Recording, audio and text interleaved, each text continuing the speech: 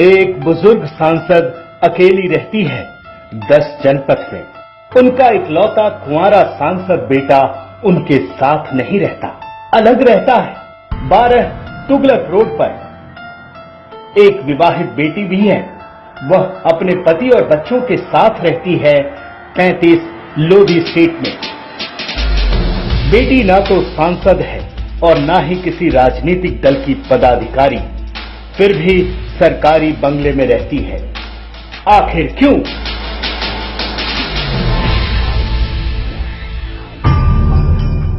बेटा मां के साथ नहीं रह सकता, उसे अलग सरकारी बंगला चाहिए। आखिर क्यों? यानी भाई ना बहन के साथ रहता है, न विशाल सरकारी बंगले में रहने वाली अकेली मां के साथ रहता है। आखिर क्यों? क्या आपको पता है कि इन सब के सरकारी बंगले का खर्च हम और आप अपने खून पसीने की कमाई से देते हैं? आखिर क्यों? प्रियंका से शादी से पहले दामाद जी की कुल संपत्ति 50 लाख रुपया थी, जो 2012 में लगभग 11,000 करोड़ रुपए हो गई। जानते हैं क्यों? क्योंकि मोदी जी चोर हैं। उधर मोदी जी के सारे भाई भतीजे उनके 12 साल मुख्यमंत्री और 4.5 साल तक प्रधानमंत्री रहने के बाद भी जस के तस रहे, क्योंकि राहुल, कांग्रेस और दामाद जी तीनों घनघोर ईमानदार हैं। अब जरा मोदी जी के परिवार को समझिए।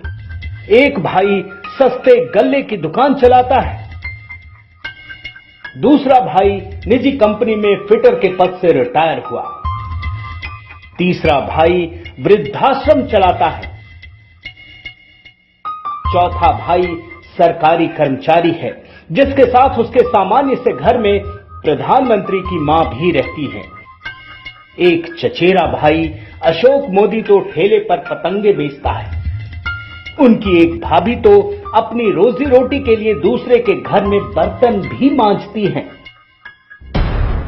यानी एक तरफ बिना किसी सरकारी सेवा के एक ही परिवार के 3 लोग सरकारी ठाठ का मजा ले रहे हैं, दूसरी तरफ देश के सर्वोच्च पद पर बैठा 4.5 साल तक प्रधानमंत्री और 12 साल तक मुख्यमंत्री पद पर रहने वाले शख्स का परिवार आम इंसान की जिंदगी जी रहा है।